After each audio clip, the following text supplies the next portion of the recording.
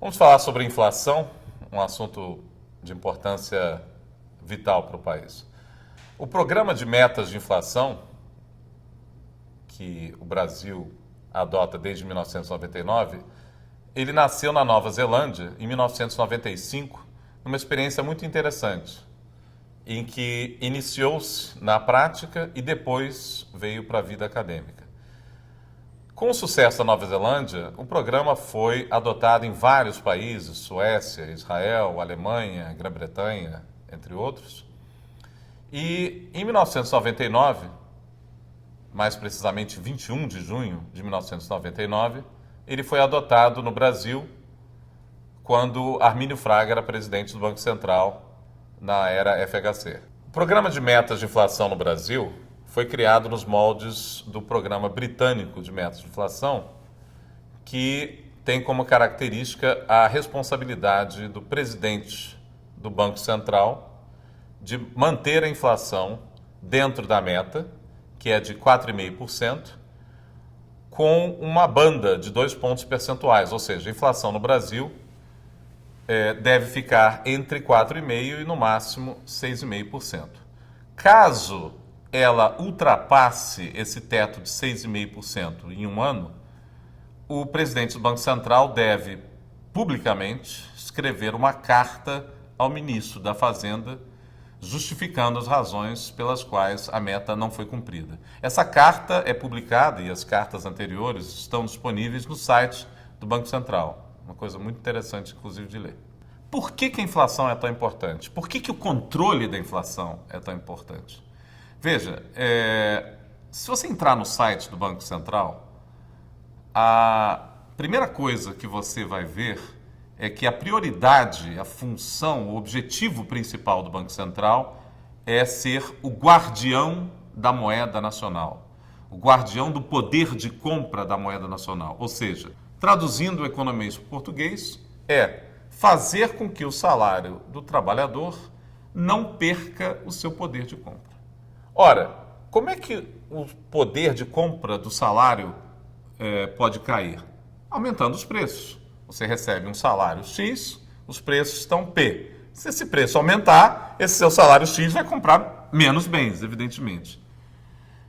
Quem é que perde mais? Quanto mais pobre o indivíduo for, o indivíduo que ganha um salário mínimo ou menos, o salário dele é para sobreviver, ele compra alimentos.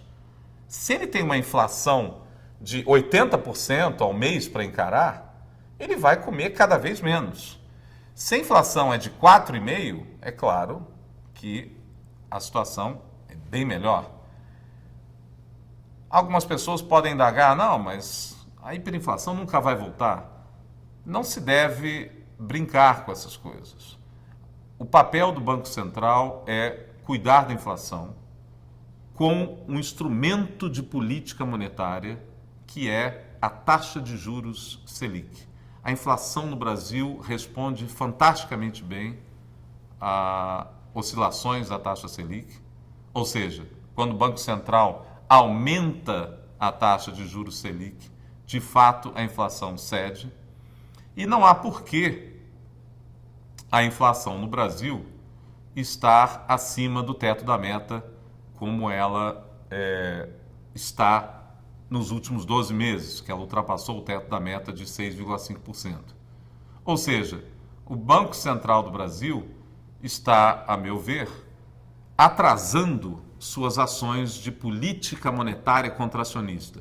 Novamente, traduzindo do economês para o português, contração monetária é uma redução da oferta de moeda, uma redução do estoque nominal de moeda, causando um aumento da taxa de juros. Isso é fundamental para que a inflação fique sob controle. E, repito, inflação sob controle é vital, especialmente se você deseja fazer uma política social no país. Não existe política social com inflação porque são os mais pobres, os mais desfavorecidos com a inflação. A partir do momento que nós temos uma declaração da Presidente da República que clara e nitidamente limitou os poderes do Banco Central, nós nos vemos numa posição de, a meu ver, muita tristeza, de perda de autonomia do Banco Central em controlar a inflação de forma independente, de decidir a taxa de juros olhando exclusivamente a taxa de inflação e mais nada, sem ideologias desenvolvimentistas, comprometimentos de crescimento, esse pensamento da presidente que uma alta da taxa de juros vai comprometer o crescimento. Isso de fato acontece, mas só no curto prazo. Uma taxa de juros mais alta, alegariam os economistas heterodoxos, tem um impacto negativo no investimento da indústria, que por sua vez faz cair o PIB, caindo o PIB cai a renda, cai o consumo, cai novamente o investimento, fazendo com que o PIB caia mais ainda pelo efeito multiplicador. Só que o que eles se esquecem é que esse efeito é um efeito de curto prazo.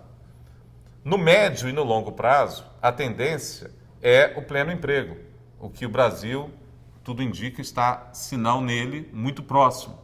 Ou seja, mais uma vez, eu enfatizo a importância primordial do combate à inflação ser a principal preocupação do Banco Central e ele ter autonomia para fazer isso. Não adianta um pensamento desenvolvimentista de troca de metas de inflação para metas de crescimento, até porque o Brasil tentou isso no final da década de 70 e o resultado todos nós sabemos.